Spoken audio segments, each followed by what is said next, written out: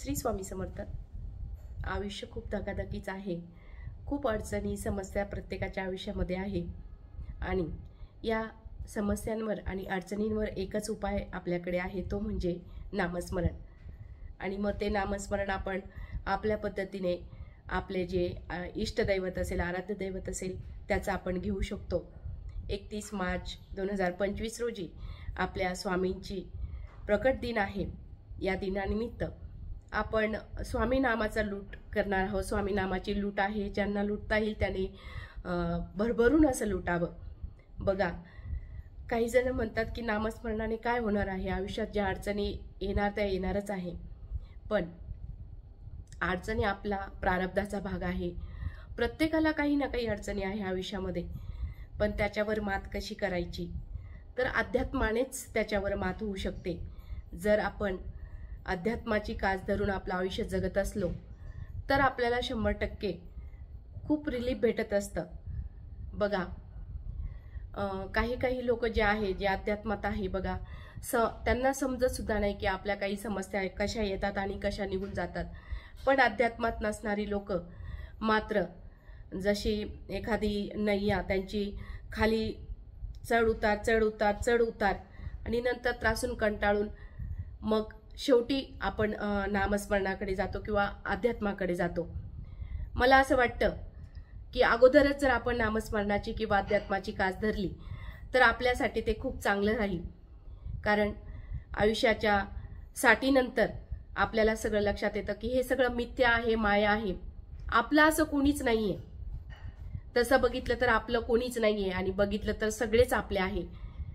पण मी तर म्हणेन की नाम म्हणजे परमेश्वर मात्र आपला आहे। सगळ्यांनी साथ सोडली तरी तो मात्र आपली साथ सोडत नाही। मग वेळीच आपण जागं होऊन आपण जर या नामस्मरणाची कास धरली तर आपली ही आयुष्याची जीवन नौका आहे ती पार व्हायला मदत होत असते।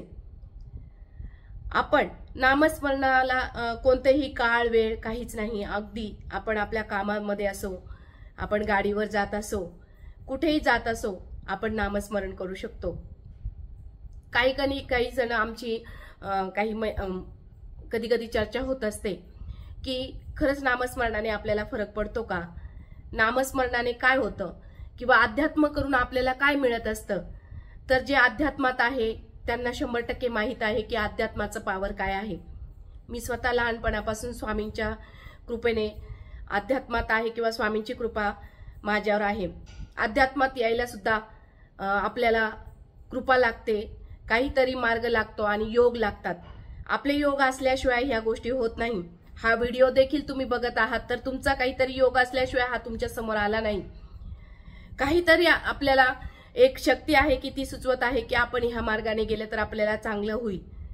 आतमध्ये अंतर्मन आपल्याला सांगत असतं, पण बाह्य मन सांगतं की हे करून काय होणार आहे।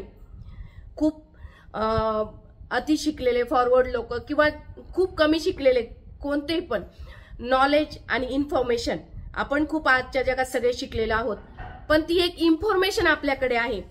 नॉलेज म्हणजे ज्ञान, कुणाशी कसं वागायचं, कुणाशी कसं बोलायचं, कुणाचं मन आपण दुखू नये किंवा कोणाशी वागताना आपण कसं बोलायचं वागायचं, या सगळ्या गोष्टी म्हणजे ते नॉलेज आहे। किंवा अध्यात्माचं आपण जे घेतो ते नॉलेज आहे। आपल्याकडे खूप डिग्री आहे, डॉक्टरकी आहे, इंजिनिअरिंग आहे, सगळं आहे, बिझनेसमॅन आहे, सगळे आपल्याकडे त्या सगळ्या इन्फॉर्मेशन झाल्या। पण नॉलेज म्हणजे काय, अध्यात्माची कास धरून आपण आपल्या जीवनामध्ये प्रवास करायचा आहे।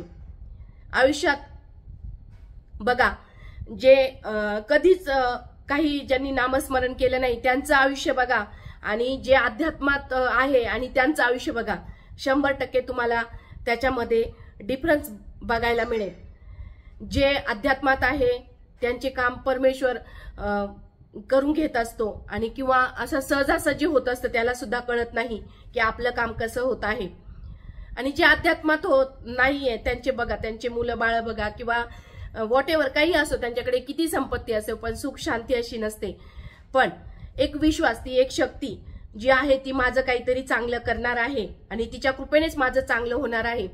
उदाहरणच सांगायचं झालं तर एखाद्याच्या मुलाचं लग्न असल्यावर त्याच्याकडे पैसा आहे, भरपूर पैसा आहे, सगळं काही आहे, सगळे माणसं आहे आता खाली कामाला, पण तरी त्याला एक अनामिक अशी भीती वाटत असते की आता माझ्या मुलाचं लग्न कसं होईल, काय होईल, कसं पार पडेल, काय होईल, या सगळ्या गोष्टींची त्याला भीती वाटत असते. पण जो अध्यात्मात आहे तो काय म्हणत असतो की परमेश्वर आहे ना, तो सगळं करून घेईल. तो आपण आपलेपणा न ठेवता मी मी मी हे करतो, करणारा तो सगळा वरचा आहे. त्याच्या हाती जर सोपवलं तर आपल्या जीवनाचा प्रवास खूप सोपा होत असतो. कधी कधी बघा, काही निरर्थक गोष्टी असतो आपल्या आयुष्यामध्ये. आपण कधी कधी विनाकारण एखाद्याला खूप दोष देतो, द्वेष करतो आणि एका पायरीवर असं कळतं की आपण उगाच एखाद्या गोष्टीची चिंता केली, एखाद्याचा द्वेष केला, एखाद्याचा राग केला, पण हाती काहीच लागलं नाही या गोष्टीतून. ते पार नंतर शेवटी समजत असतं. पण अध्यात्मात असल्यानंतर थोडंसं आपल्याला त्या गोष्टीचा 100% फरक पडतो आणि कळतं की आपण कोणत्या मार्गाने जायला पाहिजे. अध्यात्मात असल्यावर 100% तर नाही, पण 99% आपल्याला लक्षात येईल की आपण कोणत्या मार्गावर चाललो आहोत आणि आपल्याला कोणत्या मार्गावर जायचं आहे. स्वामींच्या या प्रकट दिनानिमित्त एवढंच मी तुम्हाला सांगेल की ह्या प्रकट दिनापासून तुम्ही नामस्मरणाला सुरुवात करा. मी पहिल्यांदा सांगितल्याप्रमाणे नामस्मरणाला काळ वेळ काहीच लागत नाही. अगदी तुम्ही झोपेच्या अगोदर करू शकता. फक्त दिवसातले 24 मिनिटं तुम्हाला द्यायचे आहे. दिवसातल्या 24 मिनिटात जसे प्रेमानंदजी महाराज सांगतात की 24 तास असतात दिवसाचे, तर त्या 24 तासामध्ये आपण फक्त 24 मिनिटं काढू शकतो. सकाळी 12 मिनिटं, संध्याकाळी 12 मिनिटं. त्यामध्ये फक्त आपण नामस्मरण करायचं. प्रकट दिनाच्या दिवसापासून आपण सवय लावली. तुम्ही कुणाचंही नामस्मरण करा, स्वामी समर्थांचं करा किंवा तुमचे जे काही आराध्य दैवत असेल त्यांचं देखील तुम्ही नामस्मरण केलं तर वर्षामध्ये तुम्ही नक्की अनुभव मला सांगाल की किती छान तुम्हाला अनुभव येतो. आयुष्य कसं स्मूथली चालतं आणि मनाला शांत वाटतं. समस्या येत असतात, मी म्हणणार नाही की समस्या येत नाही, समस्या येतात, पण त्याला धैर्याने तोंड देणं आणि आपल्या स्वामींवर एक प्रकारचा विश्वास असणं नाही. माझ्या आयुष्यात ते आहे ना, तर ते सगळं बघून घेतील, सगळं चांगलं करतील. नामस्मरणामध्ये खूप शक्ती आहे. अगदी भागवतात देखील नामस्मरणाचा खूप छान असा उल्लेख केला आहे. नामस्मरणाने आपले आयुष्य तरुण जातं. कलियुगामध्ये नामस्मरणासारखं दुसरं कोणतंही आध्यात्मिक साधन नाही, त्याच्यासारखं श्रेष्ठ आध्यात्मिक साधन आपल्याला पाहायला मिळणार नाही. अगदी पापीतला पापी माणूस जरी असला आणि नामस्मरण जर त्याने केलं तर त्या नामस्मरणाने त्याची पापं जाळायची शक्ती त्या नामस्मरणामध्ये आहे.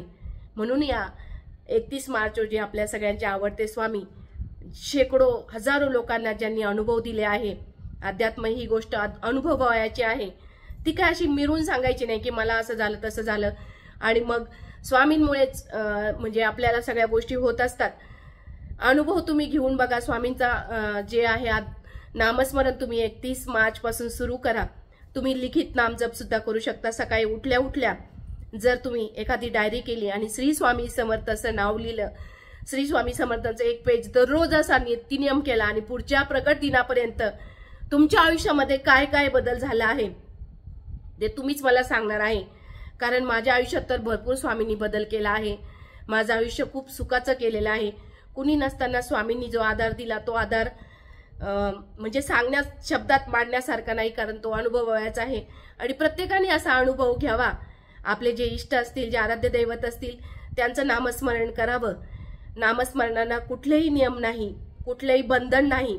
नामस्मरण तुम्ही अगदी गाडीवर चालता चालता करू शकता, काही लॅपटॉपवर कामं करता करू शकता किंवा आपण स्वयंपाक करता करता नामस्मरण करू शकता. चांगल्या गोष्टी ऐकू शकता. वाईट गोष्टी तर आपण नेहमीच बघत असतो, ऐकत असतो, करत असतो. आता या मार्च पासून आपण एका नवीन वर्षाच्या सुरुवात आपण नामस्मरणाने करूया आणि ही नामस्मरणाची साखळी आपण आपल्यापर्यंतच सीमित न ठेवता दुसऱ्यांना देखील पाठवूया.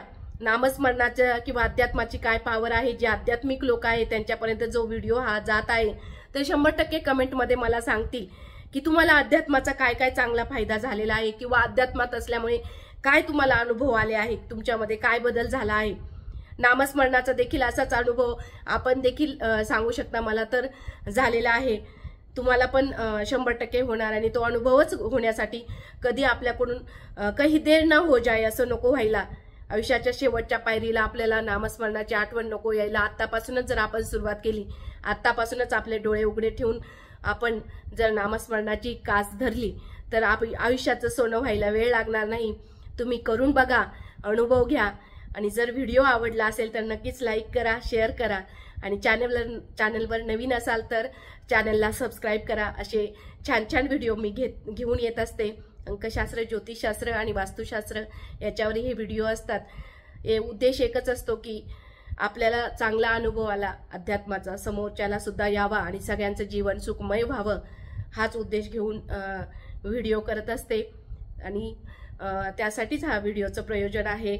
नामस्मरणाचा खूप अनुभव आहे, अद्भुत असंच नामस्मरणाचे अनुभव आहेत. खूप सांगायला गेलं तर खूप वेळ आपण याच्यावर बोलू शकतो, पण व्हिडिओ खूप मोठा होईल त्यामुळे थांबते. आणि स्वामींच्या कृपेने या प्रकट दिनाच्या निमित्ताने सगळ्यांना स्वामीमय शुभेच्छा. तुमच्या आयुष्यात नक्की स्वामी येऊन सगळं चांगलं करावे, स्वामींनी तुमच्या सगळ्या इच्छा पूर्ण कराव्यात ही स्वामींचरणी प्रार्थना करते. व्हिडिओ थांबवते. श्री स्वामी समर्थ.